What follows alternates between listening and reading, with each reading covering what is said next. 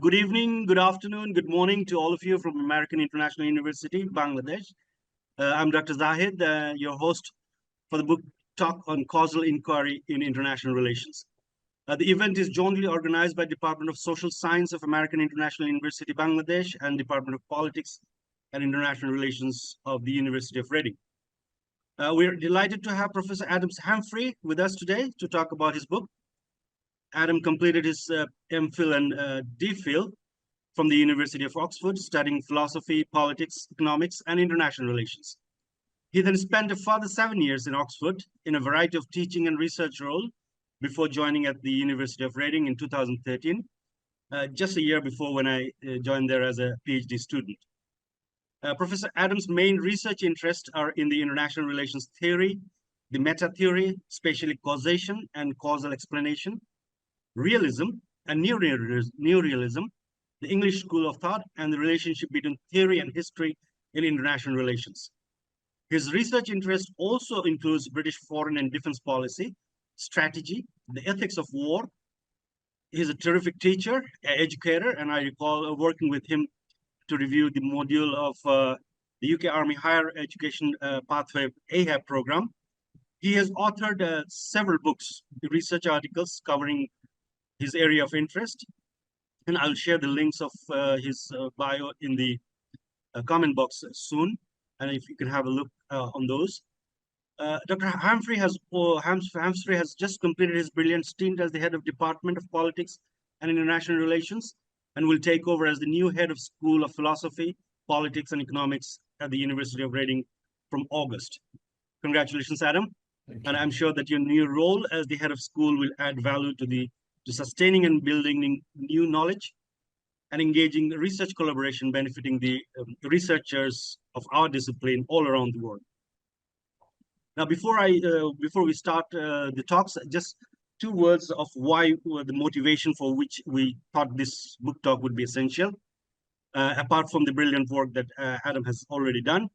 The book, in my view, challenges the conventional notion of regularity view of causation in broad sense, and helping us to better understand the reasoning and assumptions which underpins the causal inquiry in international relations. And it offers a complete package from the metaphysics to the methodology, and supplemented by examples of causal statement, causal references, inferences, and also makes sense of the ongoing debates about causation, causal inferences, and causal explanations. And finally, of course, this talk is dedicated to the readers and researchers and enthusiasts of politics and international relations, and discussion about which is all-time high at this time. So with that small intro, I would like to invite Professor Adam Humphreys to take over and talk about his book. Adam, over to you. Thank you very much, Sid. Thanks for that very kind introduction. And I'm delighted to be here and talking to you. And it's fantastic actually that University of Reading has now got this memorandum of understanding with the American International University Bangladesh, which we're very happy about. So this is just one example of the many ways in which we hope to cooperate in the years to come. What I'm going to do is just to start by sharing some slides that I have put together, and I hope that you can now see those. Tell me if you can't. It's visible. Yeah. And I'm going to change that should be showing clearly now. Yes? Yes. Fantastic. So yeah, I'm going to talk to you for about half an hour about my new book, Causal Inquiry in International Relations. And I want to just start by paying tribute to my co-author, who is not with us today, Professor Hidemi Suganami, who, when I started writing this book with him 10 years ago, and it really was 10 years ago, was a professor at the University of Aberystwyth. And we took so long to write the book that he has in the meantime retired. This is a photo of him in his retirement with his cats, Kiki and Bobo, and he spends a lot of his time now sort of composing and translating Japanese poetry. But he is an absolutely brilliant, very incisive, philosophically kind of trained mind in international relations, and I'm sure some of you will have come across his work before. And it was a real pleasure to write and to think with him for such a long time about this book. What I thought I might do is just start off by giving you a little bit of a sense of why we thought it was worth writing a book like this. Okay, and let me kind of give you 4 reasons. The first reason is that Hidemi and I are both really firm believers that a key part of the study of world politics is trying to discover causal knowledge. Right? We try to find out why things work as they do, or why things don't work, right, sometimes. So we think that's absolutely crucial. Not everyone agrees, but we're really committed to causal inquiry. And so this book is, among other things, a defense of causal inquiry.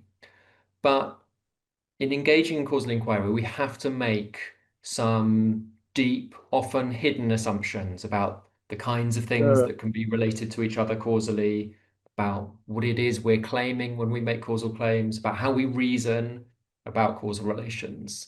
So one of the purposes of the book is to try and unpack those assumptions a bit. It's also the case that in the discipline of international relations, and especially in the research methods literature, there are some quite misleading claims about these kinds of deep assumptions. And just to clarify something immediately, we don't mean to say that the research methods literature gives you bad advice about how to apply particular methods. We actually think that the research methods literature is quite strong on technical questions about how we apply particular methods. Where we think it's less strong is in sort of getting to grips with some of the deep assumptions about causal inquiry and about how we develop causal knowledge. So, that's one of the things we're trying to get at in the book.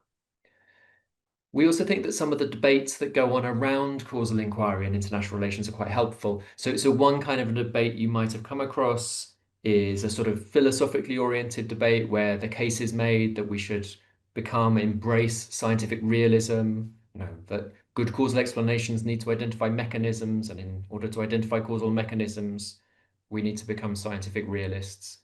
We think that's a little bit of a red herring.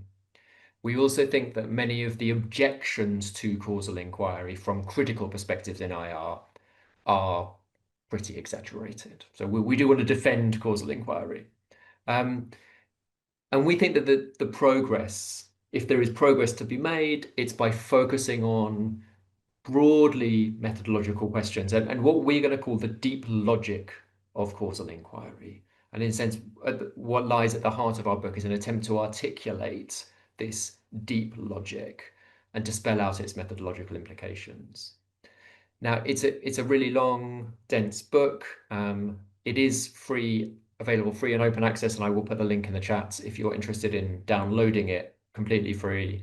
What I thought I would do today is to kind of give you a flavor of what we're arguing.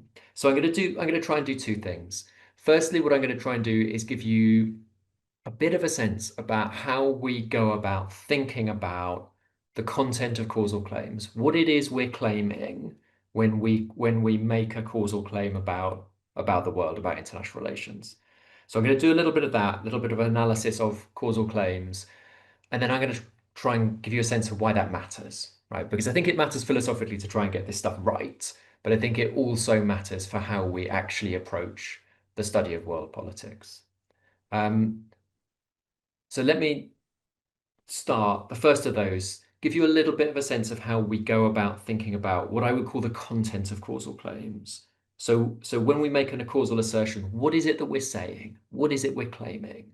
And if someone else makes a causal claim, how should we understand what it is that they're asserting about the world?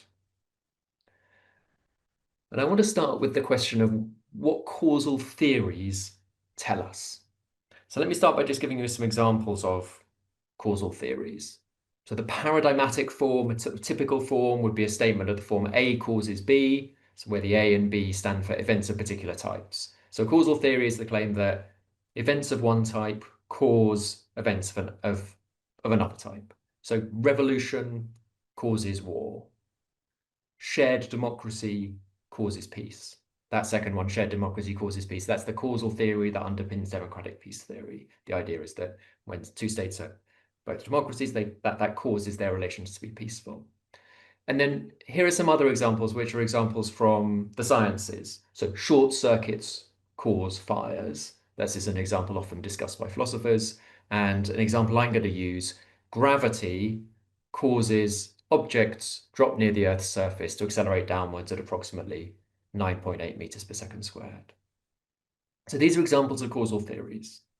And typically the aim of causal inquiry is to establish support for such a theory, sometimes because we're just interested in it in its own right, often because we're interested in applying it in an explanation or a prediction or a policy prescription.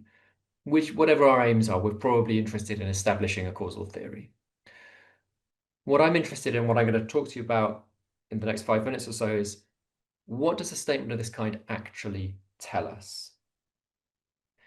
And I think that it's important to ask that question because if you look at the research methods literature, it's going to give you the wrong answer. Okay, so here's what the research methods literature is typically going to tell you. It's going to tell you that a statement, a causal theory, A causes B, one thing causes another, as in revolution causes war, implies if A, then B. If we see one thing, then we should see the thing it causes. If we see a revolution, then we should see a war. I'll just give you a quick couple of examples of that, just so you know that this is a real phenomenon. So this is Stephen Van Evere's very widely used book, A Guide to Methods for Students of Political Science, which is very widely used, particularly in kind of graduate training. And he says that the statement A causes B expresses a causal law, and that laws frame invariant or probabilistic relationships. If A, then always B, or if A, then sometimes B with probability X. Now, Van Evere's he's a qualitative social scientist, and the book is very much aimed at qualitative methods. But here's a very, very similar statement from two authors, Johnson and Reynolds. This is a very widely used, quantitatively oriented research methods textbook in political science.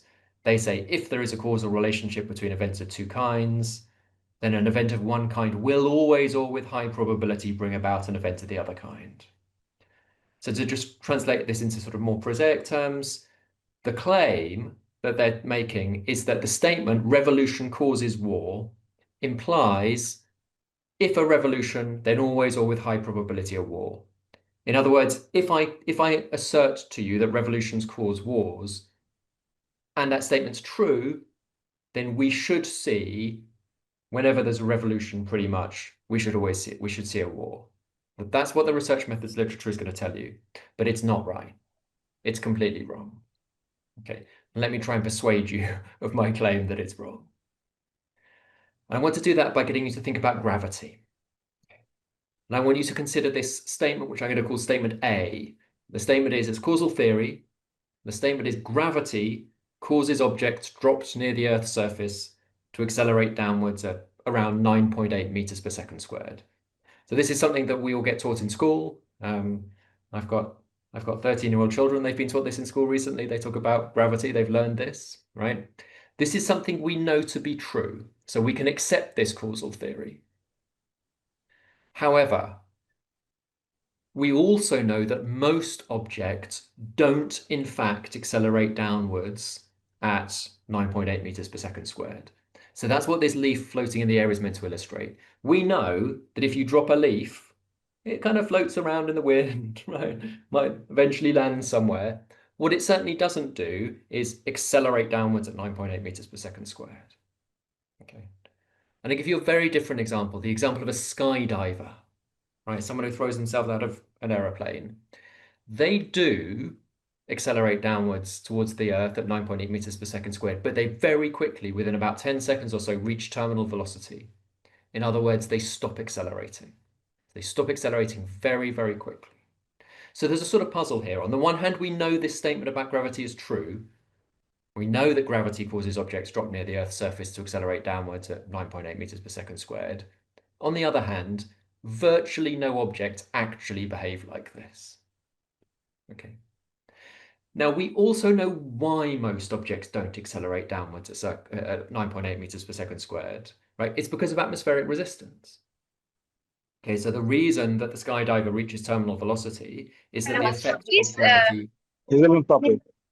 the effect of gravity is counteracted by the effect of atmospheric resistance. So it's important to recognize that the reason why most objects don't accelerate downwards at 9.8 meters per second squared is not because the theory is wrong. Okay, the theory is right. It's just that objects don't typically behave in accordance with it. In fact, objects uniformly accelerate downwards at 9.8 meters per second squared only when atmospheric resistance is removed, for example, in a vacuum chamber. And there are some amazing videos which you can find online about kind of experiments done in big vacuum chambers where they'll drop a feather, alongside some enormous heavy object, and they both accelerate downwards at exactly the same rate because atmospheric resistance has been removed. So what I wanted to do is just try and persuade you to understand gravity correctly. So this statement, gravity causes objects drop near the Earth's surface to accelerate downwards at 9.8 seconds squared, does not describe a uniform pattern of outcomes. Okay, it does not tell us whenever an object is dropped, it will accelerate downwards at 9.8 meters per second squared. And recall that this is what the research methods literature tells you. The research methods literature will tell you that if we assert revolutions cause wars, what we're asserting is that a revolution will always be followed by a war. But if we think about gravity, gravity doesn't tell us, the theory of gravity doesn't tell us whenever an object is dropped, it will accelerate downwards at 9.8 meters per second squared. We think about this statement about gravity, it tells us what will happen if the conditions are right for the causal relationship to unfold unhindered. In other words, it tells us what will be the case if nothing interferes with the effect of gravity. This statement, gravity causes objects drop near the Earth's surface to accelerate downwards at 9.8 meters per squared, describes the effect of gravity in the absence of any countervailing pressures. Okay, tells us what will happen if this relationship unfolds unhindered without being counteracted by atmospheric resistance. And the point here that I'm getting to is that causal theories are what we in the book call propensity statements. And this is, so Zeke in his introduction very accurately said, this book is in part an argument against regularity theory. A causal theory A causes B is not a regularity statement. It doesn't tell you whenever A, then B. It's a propensity statement. It tells you that there is a propensity for A-type events to produce B-type events. In other words, another way of putting that is that it tells you that A-type events will produce B-type events if the conditions are right. That is, if this relationship is allowed to unfold unhindered. And the underlying idea here, although we're using this language of propensities, the idea underlying here is just the idea that underpins controlled experiments. So we're all very familiar with the idea of, in science we run experiments. And the reason we run experiments is because we design controlled conditions in which relationships are revealed that are not visible in the world around us. Okay. So the reason we design experiments in science is because causal relationships are not just visible in the world around us. We have to create special conditions to reveal causal relationships. And just a quick note that we use the language propensities. Sometimes the term propensity is used as a sort of alternative to the word frequency, but that's not how we're using it. To assert that A causes B, that revolution causes war, is to assert that there is a propensity for A-type events to produce B-type events. The frequency with which an A-type event will be followed by a B-type event is entirely dependent on the conditions. It depends entirely on whether this causal relationship is countervailed, countermanded by other features present in the circumstances. Okay. So one of the key things we're arguing in the book is that causal theories are propensity statements, and that this is quite systematically misunderstood in the research methods literature, even though it's actually very familiar to us, right? We're all familiar with the idea that gravity causes objects drop to accelerate downwards at 9.8 meters per second squared, and we're all very familiar with the idea that leaves just flutter around in the wind and don't actually accelerate downwards. That's very familiar, but somehow that understanding has not worked its way into how we think about causal relations in the discipline of international relations. Okay, so just that to kind of give you a flavor of what we're arguing. And now let me try and make the case to you that this actually matters, okay, for how we conduct research in the discipline of international relations. And what I'm going to do is to make the case for make the case for a couple of things. Firstly, if we fail to understand that causal theories are propensity statements, we're liable to make quite serious methodological errors. I'm going to give you an example of a couple. I'm going to give you an example of a methodological error that arises in case study research on democratic peace theory. I'm going to give you an example of a methodological error that arises in relation to the question of external validity in quantitative studies. So I'll give you those two examples. And then I'm also just going to give you a flavor of our argument about how thinking of causal theories as propensity statements helps to reveal a sort of deep logic to causal inquiry that is otherwise quite easy to miss. So let me kind of have a go at doing that. So case study research on democratic peace theory. And I'm gonna give you a criticism, but let me say that there's lots of good research on democratic peace theory, and including lots of good case study research. But I think there is one specific error that is sometimes made in this research, which I think is worth flagging and kind of interesting from the point of view of those of us interested in causal inquiry. And what I want you to note is something you're probably already very familiar with, which is that a key aim of case study research on the democratic peace theory is to try and find exceptions. So the thought here is that democratic peace theory tells us that democracies never go to war with one another. It's kind of exciting to see, can we come up with a counterexample, right? Can we come up with an example of when two democracies do in fact go to war with each other? And the point is not just to see whether the pattern of democracies not going to war with each other is a universal one. The point is somehow to test the causal theory. So one of the questions that arises in debates about democratic peace theory is, okay, so most of the time at least, democracies don't fight one another. But is that because they're democracies, or is that, say, because they're rich, Western, privileged in some way, right? In other words, should we buy the theory that shared democracy causes peace? So the aim is to test that causal theory. But it's worth thinking about why exceptions to a pattern are significant. Okay. If it were true that the causal theory shared democracy causes peace implies whenever shared democracy, then peace, then finding an exception would be highly significant. If the theory implied whenever shared democracy, then peace, and we could find an example of two countries that share democracy but aren't peaceful, that would seem to repudiate the causal theory. So that's why kind of exceptions seem exciting. Okay. But I've argued to you that the interpretation of these kinds of causal theories you get in the research methods textbooks, that to say A causes B implies whenever A then B, is wrong. Okay. I've argued that causal theories are propensity statements. Shared democracy causes peace is an example of a propensity statement. It doesn't tell us that whenever there is shared peace, so there is shared democracy, there will be peace. It tells us that shared democracy has a propensity to generate peace, or in other words, shared democracy will generate peace when the conditions are right, meaning when this causal relationship is allowed to unfold unhindered. So just as the effect of gravity can be countermanded by atmospheric resistance, so we should expect that the effect of shared democracy, if it exists, will be countermanded by other features of the context.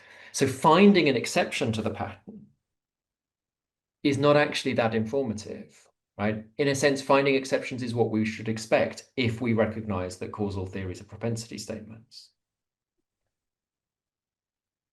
After all, we wouldn't notice a leaf fluttering in the air and say, oh, right, That's an example of an object not accelerating downwards at 9.8 meters per squared. So that repudiates the theory that gravity causes objects drop near the Earth's surface to accelerate downwards at 9.8 meters per second squared. We know that that would be a silly thing to say.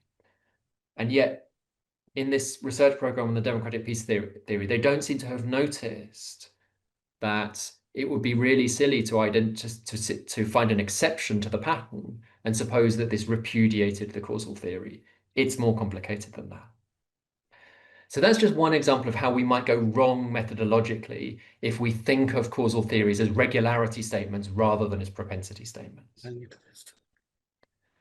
Okay, I'm going to give you another example of where we can go wrong methodologically if we fail to think in the right way about causal inquiry and causal statements. And this is an example of a study we discuss briefly in the book by Fair et al. It's a study from 2018. And what they did is they conducted a survey experiment in Pakistan in 2012.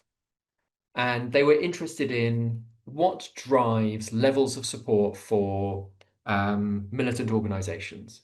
And what they did in their experiment was they primed their interviewees, their test subjects, ordinary citizens that they interviewed, thousands of them, and they gave them information. They gave them information about their relative level of poverty or vulnerability to violence. They said, for example, they gave them information. They said, Pakistan is a country that is particularly vulnerable to violence. And then they asked them how much they supported particular militant organizations.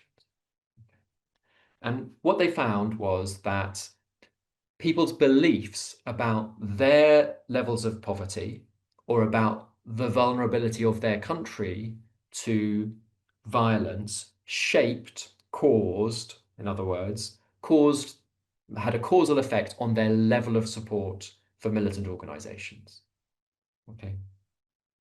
Now, we think that this study has very high what we call internal validity. In other words, the results are really persuasive. We think it's a really well-conducted experiment, right? And actually, their findings are really reliable. In this experiment, it really was the case that if you tell people that they're poorer and more vulnerable to violence, this reduces their support for militant organizations. It's a kind of exciting result, right? But this is what Fair et al. Then go on to say. They say that their study reports the first large-scale experimental evidence that there is a causal relationship between relative poverty, perceived violence, and level of support for violent organizations in the developing world. Okay. And the point is that this makes it sound as if their finding should be reproduced anywhere in the developing world, right? But that isn't true. Okay. Or at least that's not justified by their study. They have demonstrated that there's a propensity for perceptions of relative poverty or vulnerability to drive support for militant organizations. But whether this causal relationship unfolds fully will be context dependent. Let me just unpack that a little bit. The point is the different countries or settings may well be different. They found something that was undoubtedly true in Pakistan in 2012, in the areas they surveyed, in relation to the particular militant organizations they were interested in. And that demonstrates that there is a propensity for beliefs to have an effect on levels of support for militant organizations. But change the country, change the year, change the militant organization, change the context. We don't know whether that result will be reproduced in other contexts, but they talk as if it automatically would be. And that, we think, is because they're sort of trapped in this way of thinking about causal statements as a regularity statement. They think they've discovered perceptions of poverty or relative vulnerability cause reduced levels of support for militant organizations. And they think of that as a regularity. They think of that, whenever there's higher poverty or higher vulnerability to violence, there should be reduced support for militant organizations. But we think that's wrong. Okay, we just don't think it follows. That's because causal theories are propensity statements. They're not regularity statements. Okay, so that's an example. of why it might matter and how you might go wrong if you misunderstand that point. And then lastly, let me tell you something about what we call the logic of causal inquiry. And I can't spell this out completely, but I'll give you, again, a kind of a flavor of what we're arguing. So say we're interested in the causal theory, revolution causes war, okay? If we're interested in testing that theory, if we're interested in establishing whether revolution causes war, we would need to show that there's a propensity for revolutions to produce wars. That's what that theory tells us. The theory revolution causes war tells us that there's a propensity for revolutions to produce wars. So if we're conducting causal inquiry, we're investigating this causal relationship, this alleged causal relationship between revolutions and wars. That's what we need to find out. We need to find out whether there is a propensity for revolutions to produce wars. Now, in order to show that there's a propensity for revolutions to produce wars, what we're going to need to show is that in one or more concrete situations, a revolution actually produced a war.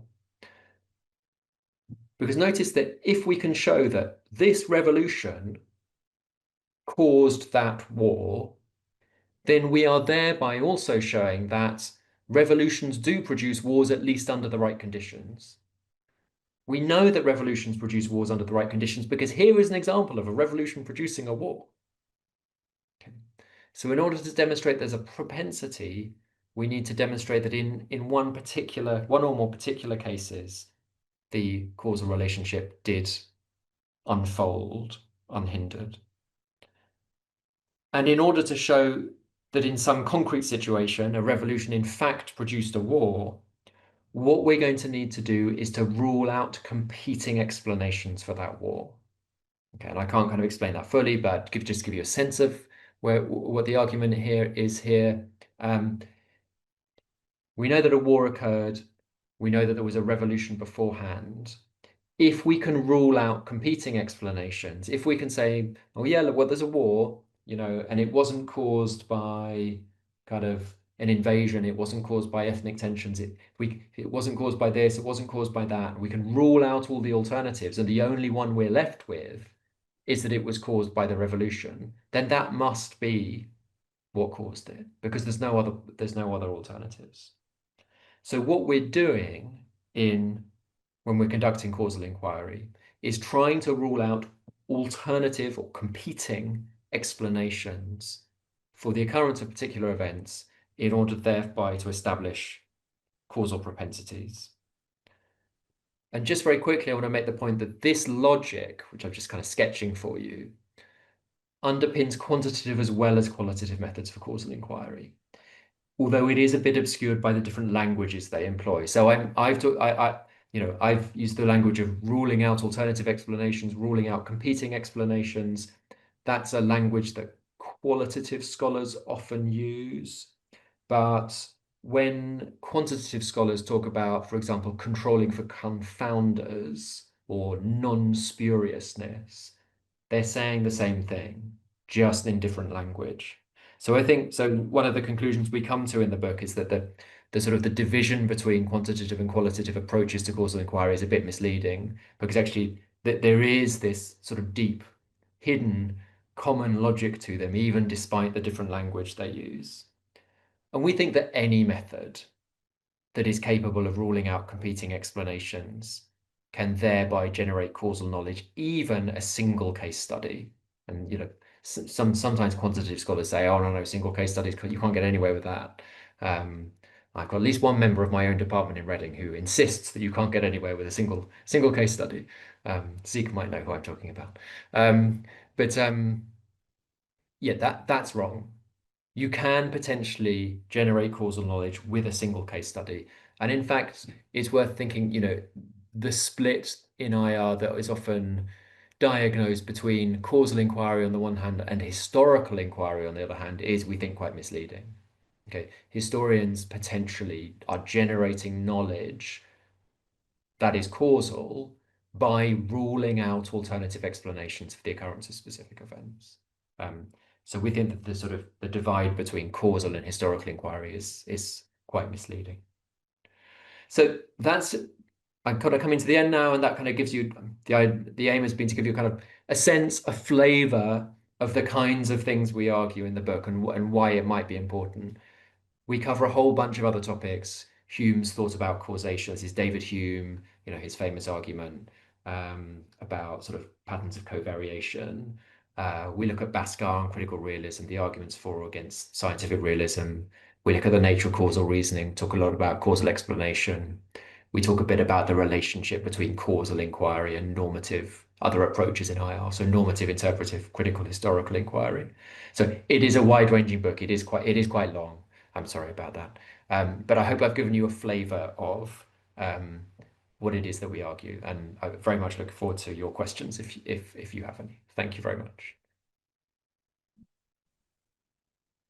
All right, Adam. That was a fascinating talk and very elaborate sort of presentation of the book. And we also have another rating graduate here, if you recall. Nasser is